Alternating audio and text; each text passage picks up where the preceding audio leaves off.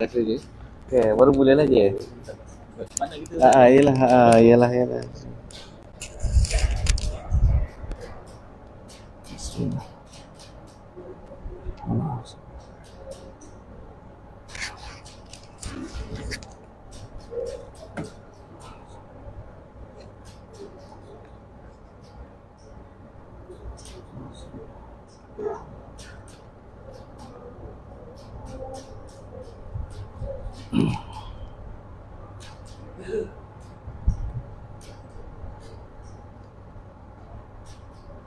Astaghfirullahaladzim Alladzi la ilaha illa huwal hayyul qayyum wa atubu ilaih.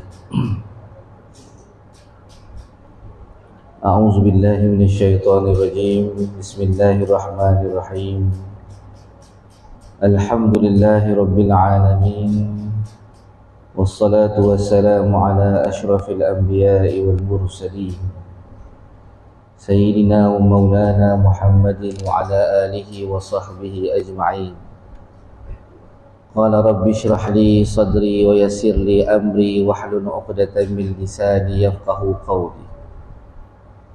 Subhanaka la ilma lana illa ma 'allamtana innaka antal alimul hakim. Wala hawla wala quwwata illa billahil 'aliyyil 'azim. Allahumma salli wa sallim wa barik ala Sayyidina Muhammad wa ala alihi wa sahbihi ajma'in. Allahumma salli wa sallim wa barik ala Sayyidina Muhammad wa ala alihi wa sahbihi ajma'in. Allahumma salli wa sallim wa barik ala Sayyidina Muhammad adada ma dzakarahu dzakiruna wa ghafala 'an dzikrihil ghafilun. Amma ba'd. Assalamualaikum warahmatullahi wabarakatuh. Tuan-tuan semua apa khabar pagi ni? InsyaAllah sihat. Ibu-ibu apa khabar? Sihat? Masih raya lagi insyaAllah. Masih ada open house lagi Alhamdulillah. Marilah sama-sama kita menyuburkan rasa syukur kepada Allah Subhanahu wa taala di atas segala nikmat yang telah diberikan oleh Allah kepada kita. Nikmat kesihatannya, nikmat iman dan Islamnya, nikmat dapat mendekatinya, nikmat dapat menyebut dan memuji namanya, nikmat rezeki yang melimpah ruah, nikmat anak-anak yang berjaya dalam kehidupan kita, nikmat Allah berikan kepada kita kelebihan boleh membaca Al-Quran, boleh menghafaz Al-Quran, boleh memahami Al-Quran. Kesemua nikmat ini adalah merupakan anugerah Allah Subhanahu wa taala kepada kita. Dan kita kena selalu minta kepada Allah Subhanahu wa taala agar segala nikmat-nikmat yang baik ini Allah Subhanahu wa taala kekalkan anugerah itu di dalam diri kita, supaya kita dapat kembali kepada Allah Subhanahu wa taala dengan membawa segala kelebihan dan ganjaran yang baik di sisi Allah untuk kita persembahkan di hadapan Allah Subhanahu wa taala di hari akhirat nanti. Ibu-ibu, ayah-ayah yang dimuliakan dan dirahmati oleh Allah Subhanahu wa taala. Kita telah selesai menjalani satu kursus Ramadan ataupun daurah Ramadaniyah, kursus Ramadan yang merupakan satu bentuk tarbiyah yang Allah Subhanahu wa taala sediakan untuk umat Nabi Muhammad sallallahu alaihi wasallam ini, supaya apabila selesai sahaja kita keluar daripada kursus, maka kita dapat meneruskan kebaikan-kebaikan yang pernah kita buat pada bulan Ramadan itu. Tapi kebanyakan daripada manusia ini apabila keluar saja daripada kursus, tak ramai yang dapat mengekalkan momentum momentum Ramadan itu tidak ramai, tetapi ada di antara hamba Allah yang dapat mengekalkan momentum tersebut. Sebab itulah dalam keseronokan kita menyambut bulan Syawal ini, maka didatangkan satu lagi ibadah, puasa, yang disebut sebagai Shaum Sittah ataupun puasa 6. Maknanya dalam keadaan kita ni Allah berikan kelonggaran, Allah berikan kepada kita nikmat, kita menyambut hari raya Aidilfitri, kita boleh makan dan minum, maka Allah Subhanahu Wa Taala masih lagi nak menjadikan kepada kita ni supaya kita ni masih berada dalam mood puasa itu, maka didatangkan dengan satu ibadah yang dinamakan sebagai puasa 6 hari di dalam bulan Ramadan. Sebab tu dalam hadis yang diriwayatkan oleh Abu Ayyub Al-Ansari, siapa yang berpuasa pada bulan Ramadan kemudian atba'ahu sittan min Syawal, seperti mana dia shaumad dahri kulli, dia puasa sepanjang tahun. Kerana kita tahu dalam ibadah ini setiap pahala itu diganjarkan dengan 10. Setiap ibadah yang kita buat, maka Allah berikan ganjaran 10 kali ganda. Ibadah pada bulan Ramadan,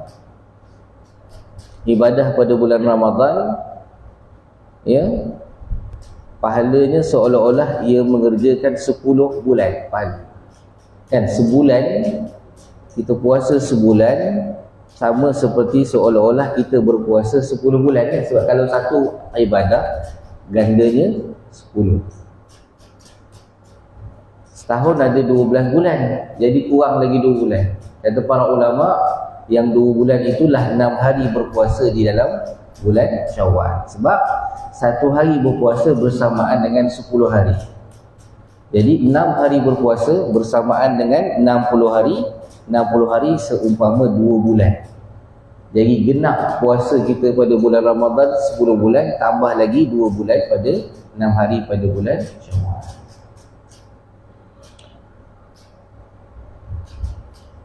Maka sebab itulah tuan-tuan yang dimuliakan oleh Allah, kalau Allah Subhanahu Wa Taala tanda kita ni, ibadah kita dalam bulan Ramadan itu Allah terima, tanda ibadah puasa itu Allah terima, Allah jadikan kepada kita kesukaan untuk menambahkan ibadah-ibadah sunat.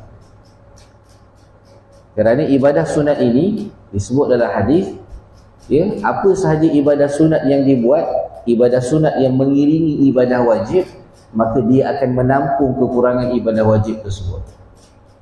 Contohnya solat fardu yang kita buat ni wajib, maka ada ibadah yang mengiringi ibadah salat ini, iaitu solat sunat rawatib, solat sunat qabliyah, solat sunat ba'diyah.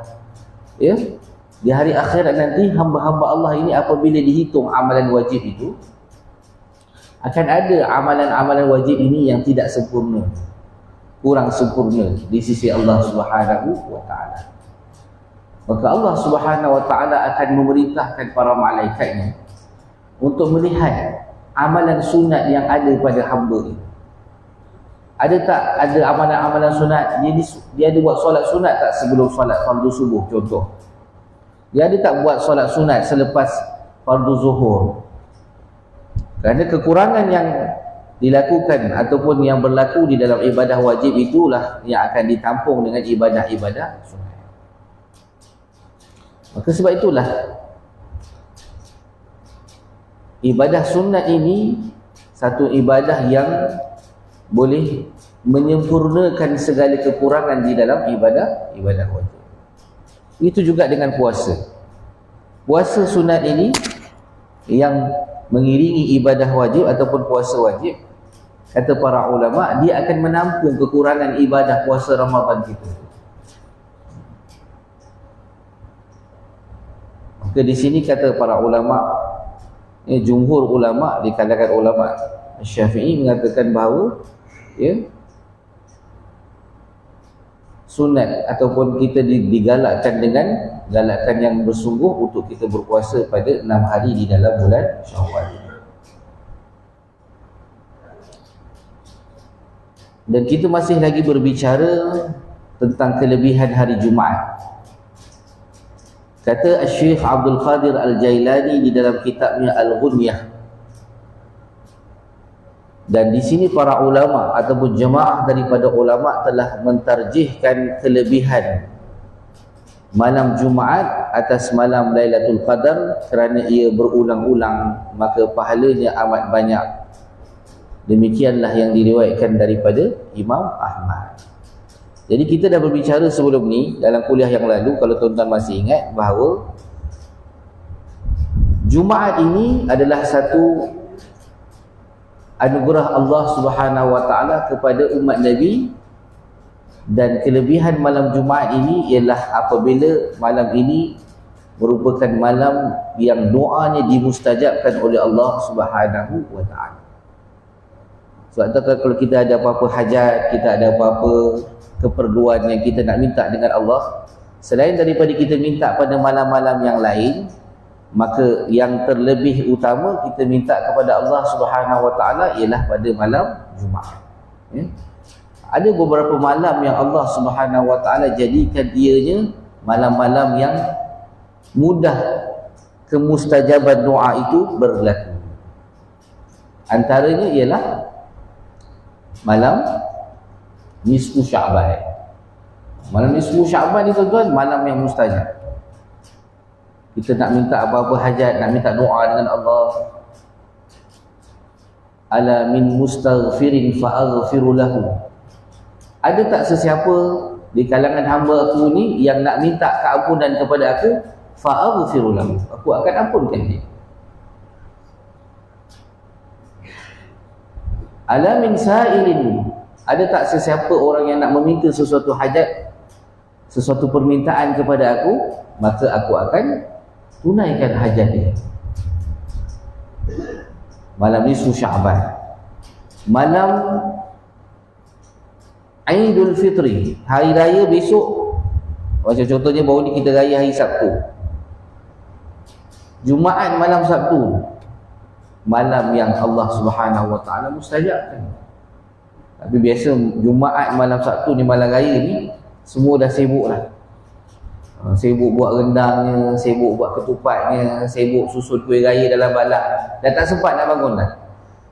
Kalau 10 malam Ramadan tu, setiap malam kita boleh bangun tu. Lebih-lebih lagi pada malam-malam yang ganjil. Malam raya ni biasanya ramai yang kecundang untuk bangun. Silap-silap bulan sempat solat raya ni. Solat subuh pagi raya tak sempat. Kita tengok ramai orang pada pagi raya ni, kalau solat subuh tuan-tuan tengok dekat masjid, tak ramai. Tapi bila time solat raya tuan-tuan, sampai tak cukup parking kat luar.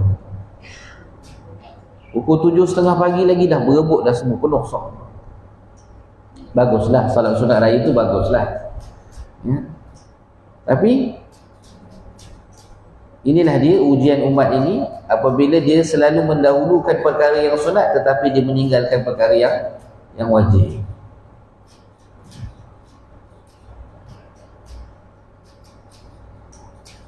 Maka kalaulah sekiranya Lailatul Qadar itu ditakdirkan oleh Allah Subhanahu wa taala berlaku pula pada malam Jumaat, maka itulah sebaik-baik malam. Itulah sebaik-baik malam. Lepas tu ulama-ulama ni dia kira kalau puasa mula hari Isnin, bila dia punya jangkaan dia berlaku Lailatul Qadar. Kalau puasa berlaku sekian-sekian, dia jatuh. Begitu sekali para ulama bersungguh-sungguhnya mereka nak mendapatkan Lailatul Qadar itu.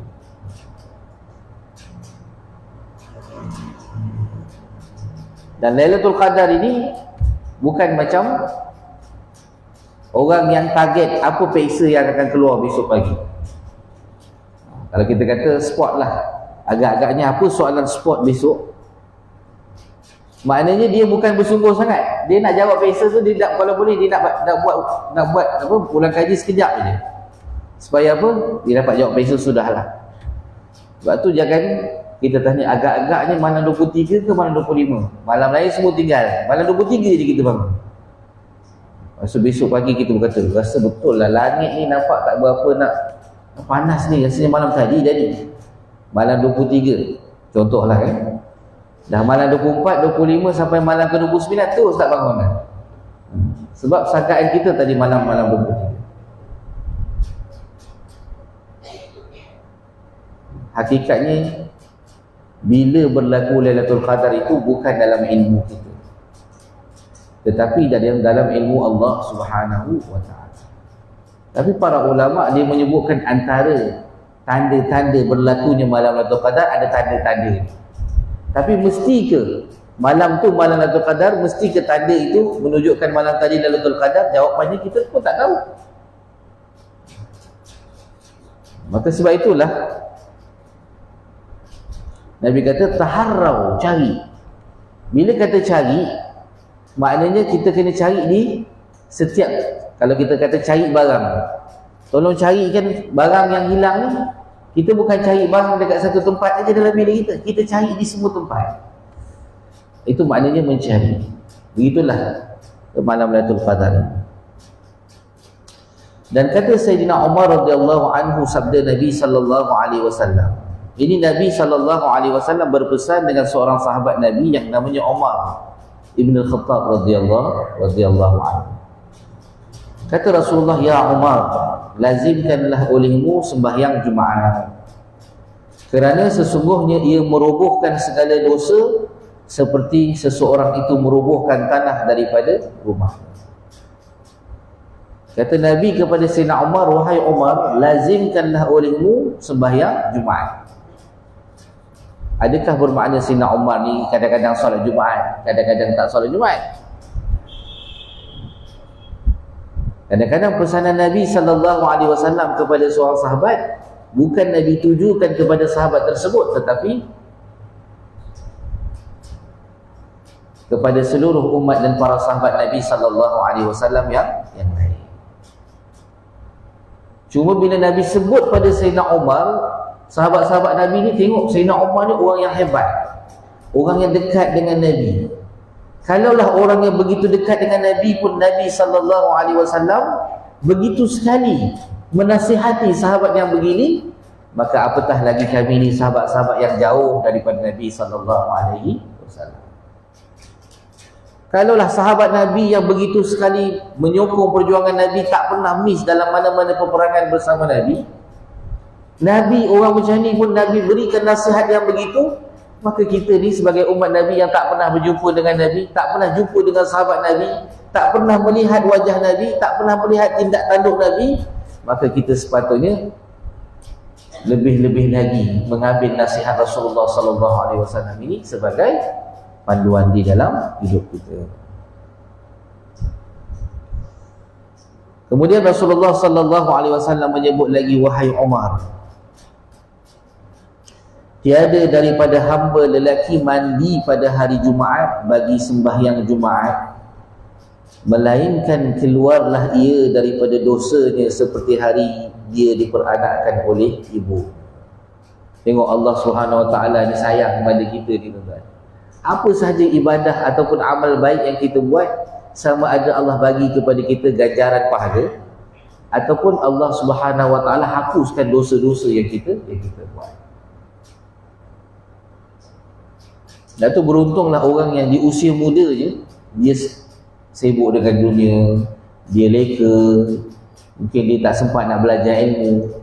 Tetapi bila mana dia meningkat, usianya semakin meningkat, maka dia semakin dekat dengan majlis ilmu, semakin dekat dia untuk dia dengan majlis-majlis zikir, semakin dekat dalam handphone itu, semakin banyak dalam handphone tu nombor telefon ustaz-ustaz, orang-orang yang kaki masjid, berbanding dengan dalam handphone tu kaki bola, kaki sembang, kaki ngumpat, semua ada dalam handphone tu.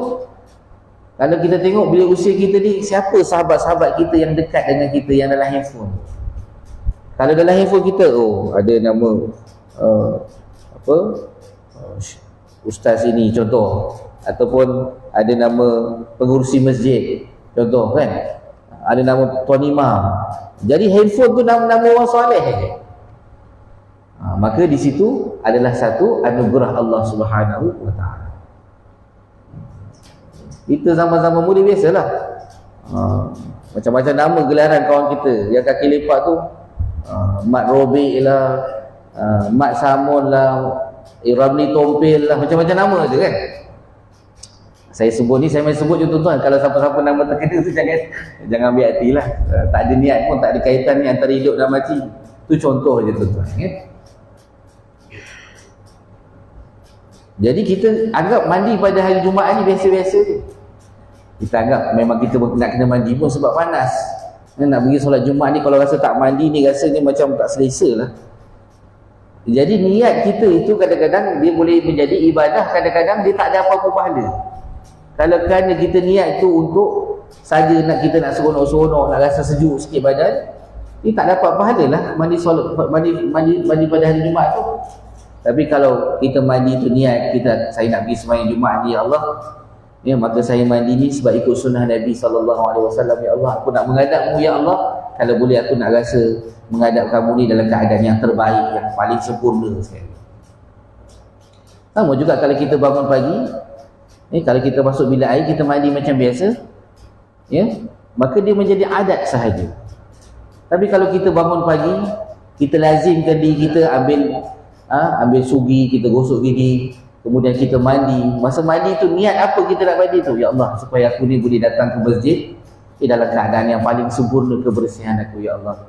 Aku nak menghadap manusia pun, ya Allah, aku menghadap manusia dengan keadaan paling sempurna. Kita kalau ada tetamu nak datang rumah kita dengan kita punya pakaian yang begitu sekali yang terbaik, dengan kita mandi, sisir rambut, pakai minyak wangi, pakai minyak rambut, itu dengan manusia. Apabila kita nak berhadap dengan manusia, kita begitu sekali menghiaskan diri kita. Bila mana kita nak berhadap dengan Allah Subhanahu Wa Taala, nak ibadah kepada Allah Subhanahu Wa Taala, kita menyediakan diri kita dengan yang terbaik, maka disitulah akan ada ganjaran pahala di sisi Allah Subhanahu Wa Taala. Disitulah akan adanya penghapusan dosa-dosa yang dilakukan oleh kita kepada Allah Subhanahu Wa Taala. Ya Umar, kata Rasulullah, tidak ada daripada seorang hamba yang keluar daripada rumahnya bagi sembahyang Jumaat melainkan naik saksi bagi setiap anak-anak batu dan tanah, dan mengucapkan istighfar baginya setiap batu-batu dan bumi dan tanah yang ia berjalan atasnya hingga kepada Jumaat. Setiap anak-anak batu yang dilalui oleh kita ketika kita nak berjalan pergi ke solat Jumaat itu, semuanya mengucapkan istighfar. Semuanya menjadi saksi. Si fulan bin si fulan pijak atas aku ini dengan tujuan untuk dia pergi ke masjid untuk solat Jumaat.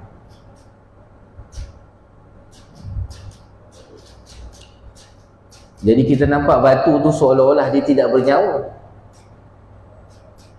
Dalam ilmu kita, ini benda yang tak ada nyawa. Tetapi apa sahaja makhluk Allah di atas muka bumi ini yang kita nampak seolah-olah ianya tidak hidup, semuanya adalah bertasbih kepada Allah Subhanahu Wa Taala. Sebab tu disebut di dalam surah As-Saff, sabbaha lillahi ma fis samawati wa ma fil ardh. Bertasbih, senantiasa bertasbih kepada Allah Subhanahu Wa Taala apa sahaja makhluk yang ada di langit dan apa sahaja makhluk yang ada di bumi. Apa sahaja makhluk yang Allah ciptakan di langit dan di bumi, semuanya bertasbih kepada Allah Subhanahu Wa Taala. Lepas tu Nabi beberapa ketika sebelum Nabi diutuskan menjadi Nabi dan Rasul, sebelum Nabi ni dia nak diutuskan menjadi Nabi, usia Nabi diutuskan menjadi Nabi, usia Nabi 40 tahun. Sebelum Nabi nak diutuskan menjadi Nabi, sebelum nak berlakunya penurunan wahyu yang pertama, antara tanda-tanda kenabian Nabi SAW ialah apabila Nabi lalu dekat mana-mana kawasan di kota Mekah, maka Nabi SAW akan mendengar batu-batu yang Nabi lalui itu akan memberi salam kepada baginda. Pokok-pokok yang Nabi lalu tu akan memberi salam kepada Rasulullah. Assalamualaikum ya Rasulullah. Assalamualaikum ya Rasulullah. Nabi tak tahu Nabi nak jadi Nabi dan Rasul ni, tapi Nabi dah dengar dah. batu-batu yang Nabi lalui memberi salam. Nabi tengok tak ada siapa, tapi Nabi mendengar ya batu-batu, pohon-pohon memberikan salam kepada Nabi SAW. Itu kelebihan Nabi. Mana Allah bagi kepada Nabi, Nabi dapat dengar. Kita tak dapat dengar, tetapi hakikatnya kita kalau kita memahami daripada hadis, ketika mana kita melalui, kalau kita ni hamba yang saleh, seolah-olah batu-batu yang kita pijak itu ataupun mana-mana makhluk yang kita lalui itu, ketika kita lalu kita tak perasan pun dekat situ ada binatang, contohnya semut. Kita tak perasan pun ada makhluk-makhluk lain, tetapi makhluk ini dia tahu seorang hamba yang berjalan di atas dia tujuannya untuk menuju ke masjid solat Jumaat, maka mereka akan beristighfar kepada Allah Subhanahu wa taala untuk kita. Sebab itulah kita tengok ada sebahagian para sahabat bila tiba hari Jumaat, dia akan melalui jalan yang lebih jauh daripada jalan biasa dia pergi ke masjid. Dia akan melalui jalan yang lebih jauh daripada jalan kebiasaan yang dia pergi ke masjid. Kerana mereka memahami perjalanan dia semakin jauh dia nak pergi ke masjid, maka semakin banyaklah makhluk-makhluk yang mendoakan keampunan untuk diri dia. Kita kalau boleh nak yang paling dipendek kan, nak yang paling ringkas sekali ya. Tak ada masalah lah. Cuma maknanya kalau kita nak dapat kelebihan ya, anak-anak batu dan tanah mengucapkan istighfar, maka dia akan menjadi saksi ya, bahawa kita pernah melaluinya dan dia meminta ampun untuk kita pada hari Jumaat. Ya Umar, tiada daripada seorang lelaki yang memakai kain dan keluar ia bagi sembahyang Jumaat, melainkan Allah memandang kepadanya dengan pandangan rahmat dan ditunaikan baginya setiap hajat yang dia berkehendak daripada pekerjaan dunia dan akhirat. Dalam perjalanan kita ni nak pergi solat Jumaat ni, kalau sekiranya ada apa-apa kita keperluan, kita doa pada Allah. Sebab tu orang yang nak pergi ke masjid ni biasanya dia tak sembang lah ya. Kalau kita ni bawalah anak kita seorang dalam masjid dalam kereta nak pergi ke masjid, ataupun naikkan atas motor, ataupun naikkan atas basikal nak pergi ke masjid ni, biasanya orang yang dalam perjalanan nak menuju kepada Allah ni dia tak sembang. Bagaimana kita ni kalau raja jemput kita masuk ke istana, daripada awal kita sampai dekat pintu pagar istana tu kita dah tak bersembang dah rasanya dengan kawan sebelah. Biasanya kita punya pemikiran kita, fokus kita akan tertumpu bagaimana nanti saya nak menghadap raja yang saya tak pernah menghadap. Begitulah dengan Allah Subhanahu wa ta'ala.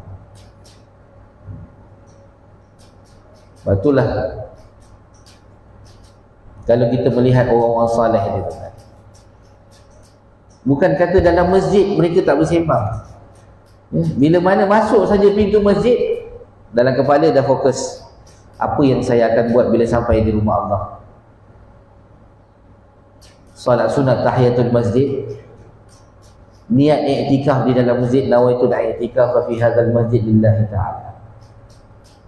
Masuk saja dalam masjid terus solat sunat tahiyatul masjid. Tapi kalau contohnya kita masuk masjid antara dua ibadah, nak solat sunat tahiyatul masjid ke nak solat sunat qabliyatus subhi, nak solat sunat sebelum subuh, nak niatnya mana satu agak-agak. Maka kata para ulama, dahulukan solat sunat yang mengiringi solat fardu. Kan tadi kan, kalau ada masa, kalau kita rasa kita tengok ini sempat ni buat dua ni, solat sunat tahiyatul masjid saya sempat, kemudian boleh bangkit lagi buat solat sunat qabliyah subuh tu, tak ada masalah dah buat dua. Tapi kalau kita tengok amalan para sahabat Nabi, kalau mereka ni masuk masjid kebetulan solat sunat rawatib, solat sunat sebelum zuhur contoh ya, maka mereka akan solat sunat 2 rakaat saja. Dia tak ada buat solat sunat tahiyatul masjid kemudian barulah solat sunat qabliyah, tak ada. Kerana solat sunat qabliyah ataupun solat sunat ba'diyah, ataupun biasa solat sunat qabliyah lah, solat sunat qabliyah yang kita buat itu telah merangkumi tahiyatul masjid itu. Sebab bila kita masuk masjid, apa tujuan kita solat sunat? Kita nak menghormati masjid. Kita nak menghormati masjid. Maka apabila kita dah solat sunat 2 rakaat, qabliyah tu contohnya, sudah tertunailah penghormatan terhadap rumah Allah Subhanahu wa taala. Lepas tu dalam ibadah sunat ni tuan-tuan, ada kadang-kadang ibadah ni kita boleh gabungkan niat. Contohnya kita dah biasa puasa niat sunat Isnin dan Khamis, contoh. Maka kebetulan pula bulan Ramadan ni kita nak buat puasa 6. Maka kita memilih untuk puasa 6 tu pada setiap hari Isnin dan hari Khamis, contoh. Ataupun kita puasa pada hari-hari putih, 13, 14, 15, Ayyamul Bidh. Kan 13, 14, 15 ni hari-hari yang Nabi SAW buat puasa pada setiap bulan. 13, 14, 15. Jadi kebetulan kita ni kata saya nak puasa ni, saya nak puasa Syawal ni. Kita memilih pada hari-hari yang disunatkan pula puasa pada hari tersebut, maka kita akan mendapat 2 ganjaran pahala di sisi Allah Subhanahu wa taala.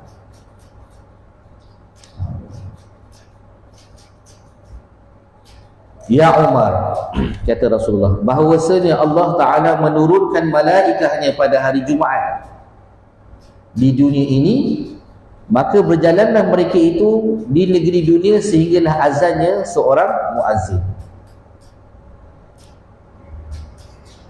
Maka apabila azan seorang muazzin, bersegera mereka itu kepada masjid. Maka masuklah mereka itu daripada beberapa pintu masjid, dan menantilah mereka itu akan orang-orang yang masuk padanya dahulu daripada bab. Maka apabila melihat mereka itu akan orang rukuk dan sujud, berkatalah mereka itu, Allahumma afu anhu wa taqabbal minhu. Allahumma afu anhu wa taqabbal minhu. Tuan-tuan, Nabi berpesan kepada Sayyidina Umar, wahai Umar, pada setiap hari Jumaat ini akan ada di kalangan malaikat yang diutuskan oleh Allah Subhanahu wa taala, yang dia punya skop kerja dia khusus untuk tengok siapa orang yang masuk ke dalam masjid pada hari Jumaat. Lepas tu kalau tuan-tuan tengok pada hari Jumaat ni tuan-tuan, ya, ada hamba Allah ini, dia datang awal pagi. Pukul 11 pagi tu dia dah bergerak, dah datang ke masjid. Ada hamba Allah, dia datang tu dah dekat-dekat nak azan, dia masuk ke masjid. Ada hamba Allah tu dia datang, ya, selepas azan dia masuk ke masjid. Semua ini ada malaikat yang menjadi saksi, yang diduduk dekat depan pintu masjid. Walaupun kadang-kadang masjid tu tak ada pintu. Kan, kalau kita tengok ada setengah masjid ni dia memang tak ada pintu. Nabi SAW kalau tengok dalam sirah masjid Nabi dia tak ada pintu, tak ada sliding. Macam kita sliding lah. Zaman dulu pakai pintu kayu. Di zaman Nabi SAW dia hanya ada seolah-olah macam satu ruangan, ruang masuk. Contoh kita tengok ada dalam satu riwayat, kadang-kadang di masjid Nabi itu kadang-kadang anjing pun masuk. Anjing pun masuk dalam masjid Nabi SAW. Tapi masjid Nabi ni dia tak ada kapet lah. Masjid Nabi ni dia tanah. Jadi andai kata ada najis, ya, yang ditinggalkan oleh binatang, maka Nabi SAW perintahkan sahabat bersihkan najis tersebut. Maka ada malaikat ni tuan-tuan, dia tunggu dekat masjid, dia tengok siapa yang masuk ke dalam masjid, maka dia akan doa, Allahumma afu anhu, ya Allah ampunkanlah dosa dia, wa taqabbal minhu, dan ya Allah kau terimalah segala kebaikan yang dilakukan oleh hamba Allah. Siapa doa tuan-tuan? Malaikat. Malaikat ni siapa? Makhluk Allah yang la ya'sunallaha ma amarahum wa yaf'aluna ma yu'marun. Malaikat ini dia punya sifat, dia tidak pernah sekali-kali melakukan maksiat kepada Allah Subhanahu wa taala. Dan apa sahaja yang Allah perintahkan kepada para malaikat, tak ada malaikat kata sabar kejap ya Allah, boleh tak minta tangguh besok ya Allah, boleh tak hari ni saya nak rehat ya Allah, tak ada. Malaikat dia tidak ada perkataan-perkataan yang selalu diungkapkan oleh manusia tu, tak ada pada para malaikat. Wa yaf'aluna ma yu'marun. Malaikat ini akan menunaikan apa yang diperintahkan oleh Allah kepada mereka. Walaupun kita tak nampak malaikat itu, kerana memang Allah Subhanahu Wa Taala menjadikan malaikat ini adalah antara perkara yang ghaibiyat, yang kita kena imani dan percaya. Tetapi kita, sebab iman ni ialah benda yang kita tak nampak tapi kita percaya. Percaya maknanya kita meyakini dengan hati kita bahawa benda tu ada, tapi kita tak dapat tengok dengan mata kasar. Sama dengan kita beriman dengan Allah, Allah itu ada, kita tak pernah lihat Allah, tapi dalam hati kita, kita yakin bahawa Allah itu ada. Sama dengan kita beriman dengan kitab-kitab yang Allah turunkan, kita tak pernah nampak proses penurunan kitab Injil. Kita nampak tak Allah turunkan Injil kepada Nabi Allah Isa? Kita nampak Allah turunkan Taurat pada Nabi Allah Musa? Kita tak nampak. Kita hanya dengar bahawa Allah pernah menurunkan kitab-kitab ini kepada para Nabi dan Rasul. Kitab Zabur kepada Nabi Daud, kitab Injil kepada Nabi Isa, kitab Taurat kepada Nabi Musa. Kita tak pernah tengok. Yang kita nampak dekat luar sana tu, dekat gereja Bible ke, perjanjian lama, perjanjian baru, itu yang telah ditulis oleh manusia. Ya. Kalau kita tengok kitab-kitab Bible kan, ada yang ditulis oleh Matthew kan, anak murid Nabi Allah Isa. Ditulis kata pengkaji, Matthew tu ditulis oleh orang-orang Kristian itu setelah 50 tahun Nabi Allah Isa alaihissalam diangkat naik ke langit. Dan menurut kepercayaan orang Kristian, Nabi Isa disalib. Setelah 50 tahun barulah ditulis kitab.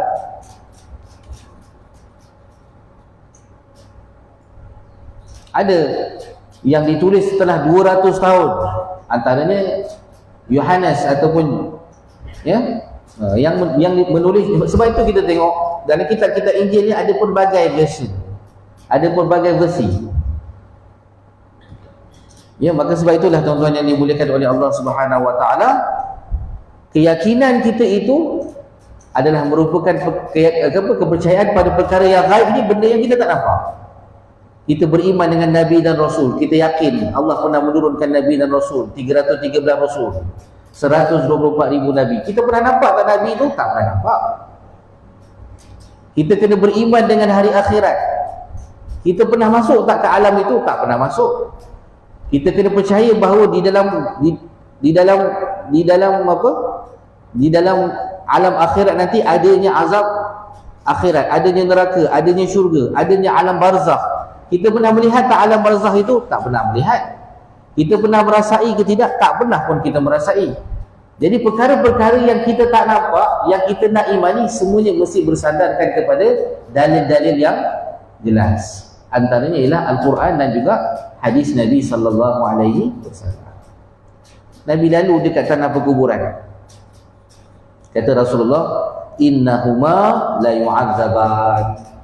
Sesungguhnya ada dua di antara penghuni kubur ini sekarang ini sedang diazab oleh Allah Subhanahu Wa Taala. Allah utuskan malaikat mengazab dua orang ahli kubur ini. Lalu sahabat pun, apa salahnya ya Rasulullah sampai dia diazab di alam kubur? Nabi kata, amma ahaduma fa innahu la yastatiru min baulihi.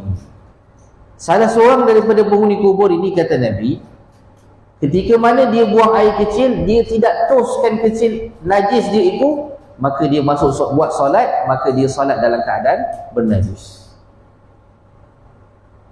Kalau kita fikir, benda yang tak tos ni bukanlah besar sangat kalau kita kira. Tetapi antara dosa yang diazab awal lagi di alam barzakh, ataupun satu perkara yang Allah Subhanahu Wa Taala berikan azab pada seorang hamba itu apabila dia tidak menjaga pakaiannya daripada najis. Fa innahu la yastatiru min baulihi. Dia tak jaga daripada najis ataupun air kencing itu. Kena azab. Maknanya kita ni nak menghadap Allah ni tuan-tuan, mesti pakaian yang terbaik. Terbaik maksudnya di situ yang bersih. Kita hari-hari pergi kerja, kalau ibu-ibu, ayah-ayah biasa bekerja, ya, Jarang kita semalam pakai baju warna biru, besok nak pakai jadi baju yang sama. Jarang. Kalau pakai baju sama, nanti besok apa pula kawan kata, semalam dah pakai baju ni kan. Kita mesti tukar baju lain. Begitulah juga apabila kita ni, yang kita yakin bila mana kita punya usia semakin lama semakin remaja ni kan tuan-tuan. Usia kita makin lama makin remaja. Makin muda kan. Kita makin muda kan. Maka sudah tentulah banyak sistem-sistem dalam badan kita yang semakin berkurangan. Contohnya sistem perkumuhan. Kita dah lama dah tadi duduk dalam bilik air ni, rasanya dah tu tiba-tiba keluar bilik air, nak panjat tangga masjid, terasa lagi nak keluar pula. Itu benda-benda yang memang biasa. Bukan kata kita je yang melalui benda tu, memang benda tu daripada zaman dulu lagi. Mana-mana umat, mana-mana zaman, itulah perkara yang biasa. Ammal akharu fa innahu yamshi bin namimah, kata Rasulullah. Adapun seorang lagi penghuni ni, dia punya dosa bukanlah besar sangat. Bukanlah dia pergi merompak bank tu curi 10 juta. Bukanlah dia masuk dalam masjid ni, ditanggalkan kipas masjid yang besar ni. Bukanlah besar. Dia ni kalau dia berjalan, dia singgah rumah orang, dibawa benda-benda yang cerita-cerita yang tak betul. Mengumpat cerita keburukan si fulan, orang lain, jiran-jiran dia. Itu je kalau kita kira taklah besar sangat kan. Tidaklah efek sangat. Orang yang diumpat pun tak terasa pun. Orang yang diumpat pun tak ada makin lama makin depressed ke, sebab dia pun tak tahu. Orang umpat dia mana tahu kan.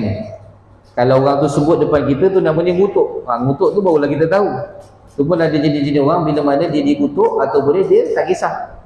Nak kata-katalah, yang penting saya tak ada masalah dengan awak nak kata apa, pulanglah pada awak. Tetapi Nabi nak ajar kepada kita bahawa menjaga dua kebersihan itu. Seolah-olah simboliknya apa tuan-tuan? Pertama, la yastatiru min bauli, jaga kebersihan dari sudut pakaian kita, kebersihan zahir kita. Yang kedua ialah jaga kebersihan dari sudut hati kita, namimah. Namimah ini ialah satu perkara yang kalau kita buat, kenapa kita mengumpat? Kerana hati kita ni tak bersih.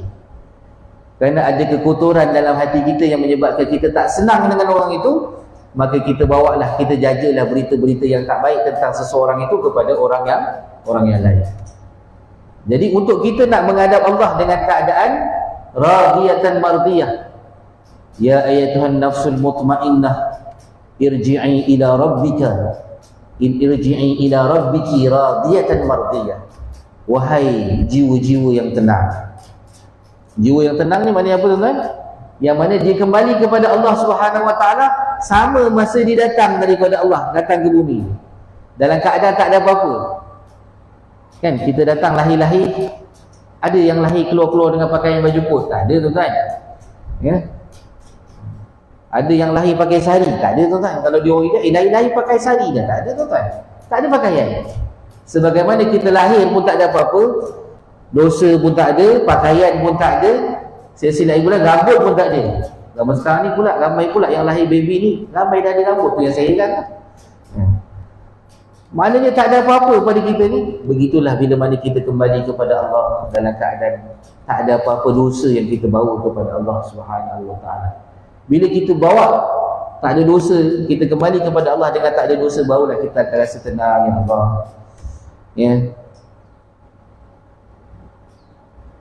Alhamdulillah ya Allah, Engkau telah hapuskan segala salah silap aku ya Allah. Mana kekurangan itu ya Allah, Engkau telah terima ya Allah. Engkau telah sempurnakan mana-mana kekurangan aku ya Allah. Maknanya bila kita kembali kepada Allah dalam keadaan kita redha dengan Allah dan kita diredai pula oleh Allah, maka barulah kita akan rasakan ketenangan yang sepatutnya seseorang hamba itu rasai apabila setiap kali mereka bertemu dengan Allah Subhanahu Wa Taala. Jadi tuan-tuan yang dimuliakan dan dikasihi oleh Allah, ya, rasanya ya sekadar itulah ya perkongsian kita pada pagi ini. Mudah-mudahan ada manfaat untuk diri kita, Mudah-mudahan Allah Subhanahu Wa Taala berikan kepada kita kekuatan untuk kita istiqamah dalam segala kebaikan yang kita buat. Mudah-mudahan Allah Subhanahu Wa Taala menjadikan pertemuan kepada kita, Allah menjadi saksi pertemuan kita pada pagi ini. Kita bertemu dan berhimpun semata-mata kerana Allah. Kita bersalam-salaman pada pagi tadi semata-mata kerana kita menghubungkan kasih sayang kita semata-mata kerana Allah Subhanahu Wa Taala. Kita memaafkan kesilapan sahabat-sahabat kita bukan kerana kita nak dipuji oleh manusia, tetapi semata-mata kerana kita nak mengharapkan redha Allah Subhanahu Wa Taala. Kadang-kadang dalam diri kita ni tuan-tuan, bila kita nak buat satu kebaikan, akan ada satu bisikan yang kata, wah kamu ni bagus, tengok nanti manusia akan tengok kamu ni seorang yang bagus. Maka bila mana datang bisikan-bisikan itu tuan-tuan, cepat-cepat kita kalikan. Kalaulah tidak kerana Allah yang menjadikan, yang memberikan anugerah semua ini, maka saya tidak akan menjadi seperti ini. Itulah yang diungkapkan oleh Nabi Allah Sulaiman alaihissalam. Kita nak banding kita dengan Nabi Sulaiman ni jauh bukan. Nikmat yang Allah bagi kat kita ni sikit saja. Banding Allah bagi Nabi Sulaiman kerajaan yang begitu luas. Bukan sekadar boleh menjadi raja kepada manusia, bukan sahaja menjadi pemimpin manusia, menjadi pemimpin kepada seluruh makhluk-makhluk yang lain. Binatang-binatang semua tunduk kepada Nabi Sulaiman. Semuanya dipimpin oleh Nabi Sulaiman. Tak ada mana-mana binatang, semuanya duduk di bawah pemerintahan. Bahkan jin, daripada golongan jin pun semuanya menjadi hamba kepada Nabi Allah Sulaiman alaihissalam. Sungguh pun begitu ketika mana Nabi Sulaiman ini dianugerahkan oleh Allah segala macam nikmat itu. Apa kata Nabi Sulaiman? Hadza min fadli rabbi. Semua yang saya miliki pada hari ini, semua yang Allah anugerahkan kepada saya, semuanya itu adalah merupakan anugerah daripada Allah Subhanahu Wa Taala. Jadi sebab itu tuan-tuan, kita kalau dapat nikmat, tak ada apa-apa, Allah yang bagi. Kita cerdik, saya tak pandai pun sebenarnya, tapi Allah yang bagi saya. Kita dapat keluarga yang bahagia, semuanya Allah dah susun atur untuk kita. Sebab tu kita ni, kalau kita duduk dalam zon keluarga yang bahagia ni tuan-tuan, anak-anak cucu yang bahagia ni tuan-tuan, kita tengok di luar sana berapa ramai manusia yang mana dia tak merasai nikmat yang kita rasa. Berapa ramai tuan-tuan dalam keadaan kita hari raya, sambut hari raya, berkumpul anak-anak ni, anak-anak cucu berkumpul malam raya, makan ketupat rendang, masak sama-sama. Ada tak tuan-tuan di luar sana orang yang bila sambut raya dia tak ada tempat, dia duduk dekat tempat dia bekerja, ataupun dia pergi ke tempat lain, ada yang pergi melancong pula hari raya. Sebab apa? Bila tanya kenapa awak tak balik kampung, dia kata saya tak ada keluarga, saya tak ada adik-beradik, saya memang inilah saya. Kalau tuan-tuan tengok orang-orang di KL sana ramai juga tuan-tuan.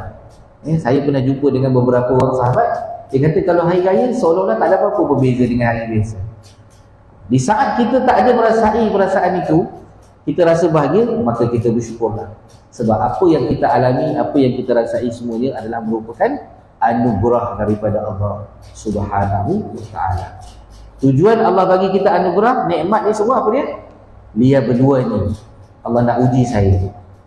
Ashkur, sama ada saya ni di kalangan hamba yang bersyukur, akfur, ataupun saya menjadi hamba yang kufur kepada Allah Subhanahu Wa Taala. Rasanya cukuplah tuan-tuan, ibu-ibu, ayah-ayah. Saya mohon maaf salah dan silap saya bersempena dengan hari raya Aidilfitri ini. Saya ucapkan taqabbalallah minna wa minkum. Semoga Allah menerima daripada tuan-tuan, ibu-ibu, ayah, dan daripada kita semua. InsyaAllah kullu 'am wa antum bi khair. Wassalamualaikum warahmatullahi wabarakatuh. A'udzu billahi minasyaitonir rajim. Bismillahirrahmanirrahim. Alhamdulillahi rabbil alamin, wassalatu wassalamu ala asyrafil anbiya'i wal mursalin sayyidina maulana Muhammadin wa ala alihi wa sahbihi ajma'in. Allahumma anfa'na bima 'allamtana wa 'allimna ma yanfa'una wa zidna 'ilma. Ya Allah, ya Tuhan kami, Kau berikanlah manfaat terhadap apa yang telah Engkau ajarkan kepada kami. wa 'allimna ma yanfa'una, ya Allah kau ajarkan apa yang boleh memberi manfaat buat kami, wa zidna ilma, ya Allah kau tambahkanlah ilmu dalam diri kami. Wa sallallahu ala sayyidina Muhammad wa ala alihi wa sahbihi wasallam, walhamdulillahi rabbil alamin. Taqabbalallahu minkum.